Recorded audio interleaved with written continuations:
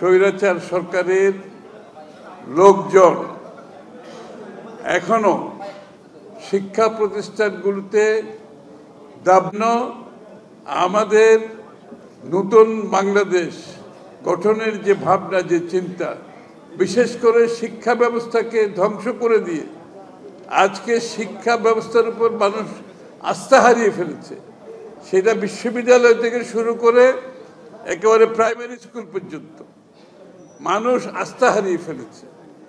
এই আস্থা ফিরিয়ে আনতে হলে শিক্ষা ব্যবস্থায় যে দুর্নীতি হয়েছে, শিক্ষক নিয়োগে যে দুর্নীতি হয়েছে, শিক্ষা ব্যবস্থায় যে শিক্ষা থেকে দূরে সরে গিয়ে রাজনীতিকরণ করা হয়েছে, এখান থেকে দেশটাকে মুক্ত করতে হবে।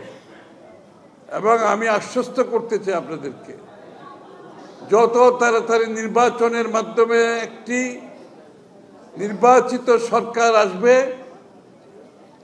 যারা জনগণের সাথে সম্পর্কিত থাকবে, যারা জনগণের সাথে জনগণের সমর্থন নিয়ে, রাজনৈতিক সমর্থন নিয়ে দেশ পরিচালনায় আপনাদের সমস্যাগুলো সমাধান করতে অনেক সহজ হবে।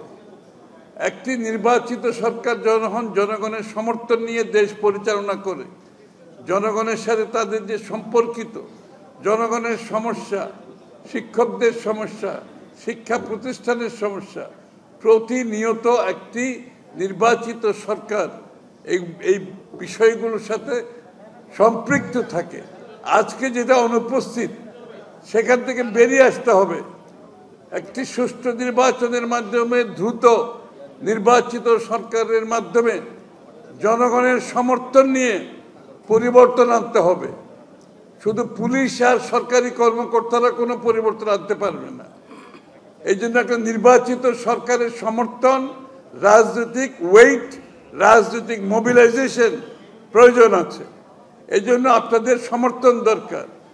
যারা যেখানে আছেন, যেখানে দুর্নীতির মাধ্যমে, দোসরদের মাধ্যমে এখনো শিক্ষা ব্যবস্থা নিয়ন্ত্রিত হচ্ছে, সেখান থেকে মুক্ত হওয়ার জন্য আপনাদেরকে সবল সঠিক অবস্থান রাখতে হবে। আমি নিশ্চিতভাবে বলতে পারবো, ইনশাআল্লাহ আগামী দিনে যদি বিএনপি সরকার ক্ষমতায় আসে, শিক্ষকদের যাবতীয় যে সমস্যা, আমি অবগত আছি, যদিও বা আজকে আসতে আমার দেরি হয়েছে, আমি অবগত আছি। এর আগেও একটি সভা হয়েছে, তারেক রহমান সাহেব সেখানে উপস্থিত ছিলেন, সেখানে অনেক আলোচনা হয়েছে। সেইগুলোর সব কিছু যদি সমাধান করতে হয়, আমাদেরকে একটি সুষ্ঠু নির্বাচনের মাধ্যমে আগামী দিনে জাতীয়তাবাদী দলকে ক্ষমতায় আনার জন্য আপনাদের যে যেখানে আছেন সকলকে ভূমিকা রাখতে হবে। আপনাদের ভূমিকার মাধ্যমে ইনশাআল্লাহ যদি বিএনপি সরকার ক্ষমতায় আসে, শিক্ষকদের সম্মান ফিরিয়ে দেওয়া হবে, শিক্ষকদের মানসম্মত জীবন ফিরিয়ে দিতে হবে এবং শিক্ষকদের শিক্ষাক্ষেত্রে বিরাজমান যে নৈরাজ্য, সেখান থেকে বেরিয়ে আসতে হবে।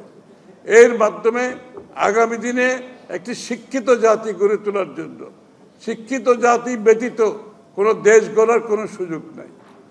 শিক্ষিত সুস্বাস্থ্যের অধিকারী একজন নাগরিক দেশের জন্য কিছু করতে পারবে, তার বাইরে কিছু করার সুযোগ নাই।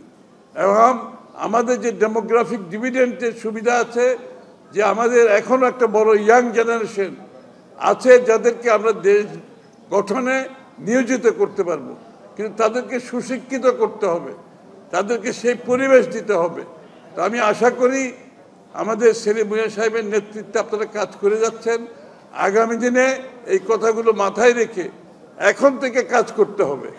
আমাদের হাতে সময় নাই, সকলে মিলে যে যেখানে আছেন কাজ করতে হবে এবং কাজের মাধ্যমে আগামী নতুন বাংলাদেশ গড়ার যে প্রয়াস, সেটাকে আমরা সফল করব ইনশাআল্লাহ। সবাইকে ধন্যবাদ।